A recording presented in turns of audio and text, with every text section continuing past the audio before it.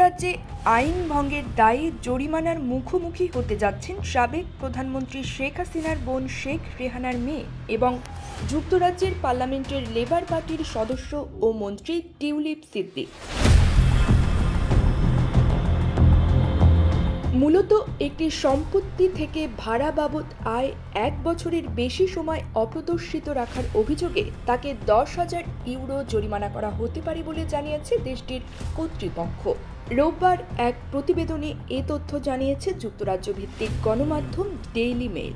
প্রতিবেদনে বলা হয়েছে যে চলতি বছরের শুরু থেকেই লন্ডনের একটি সম্পত্তি থেকে ভাড়া বাবদ আয় 1 বছরের বেশি সময় অপ্রদর্শিত রাখার অভিযোগে তার বিরুদ্ধে এই তদন্ত শুরু করেছিল পার্লামেন্টের স্ট্যান্ডার্ডস কমিশনার।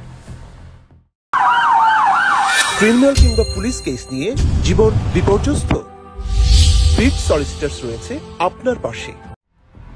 তদন্তে দেখা গেছে একজন এমপি হিসেবে আর্থিক স্বার্থ সংশ্লিষ্ট বিষয় নিয়ে নিয়ম ভঙ্গ করেছিলেন টিউলিপ, যার কারণে বাড়িওয়ালা হিসেবে তার আইনি বাধ্যবাধকতা নিয়ে প্রশ্নের সম্মুখীন হয়েছেন তিনি। প্রতিবেদনে বলা হয় 2018 সালে 8,85,000 ইউরো দিয়ে লন্ডনে একটি ফ্ল্যাট কেনেন টিউলিপ সিদ্দিক এবং তার স্বামী ক্রিস পার্সি। তবে তদন্তে দেখা গেছে যে প্রায় 14 মাস অর্থাৎ 1 বছরের বেশি সময় ধরে এই সম্পত্তি থেকে হওয়া আয় বা ভাড়া সঠিকভাবে ঘোষণা করেননি তিনি। পার্লামেন্টের স্ট্যান্ডার্ডস কমিশনার তদন্তে জানতে পেরেছে যে সংসদীয় নিয়ম লঙ্ঘন করেছেন টিউলিপ সিদ্দিক। যদিও একে একটি প্রশাসনিক ত্রুটি হিসেবে স্ট্যান্ডার্ডস কমিশনারের কাছে এই নিয়ম লঙ্ঘনের ব্যাখ্যা দিয়েছে টিউলিপ সিদ্দিক।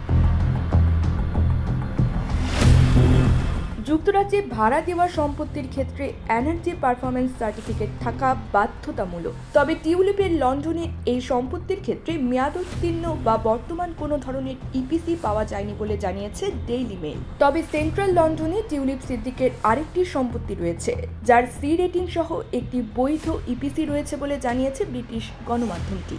যুক্তরাজ্যে যে বাড়িওয়ালার 3 মাসেরও বেশি সময় ধরে ইপিসি নিয়ম মেনে চলেন না, তাদের ক্ষেত্রে ন্যূনতম 10,000 থেকে শুরু করে 1.5 লাখ ইউরো পর্যন্ত জরিমানা করা হয়ে থাকে। যুক্তরাজ্যের অর্থ মন্ত্রণালয়ের অর্থনীতি বিষয়ক মিনিস্টার টিউলিপ সিদ্দিক বর্তমানে দেশটির আর্থিক খাতে দুর্নীতি বন্ধের দায়িত্বে আছেন। এবার তিনি দুর্নীতির অভিযোগে জরিমানার মুখোমুখি হচ্ছেন।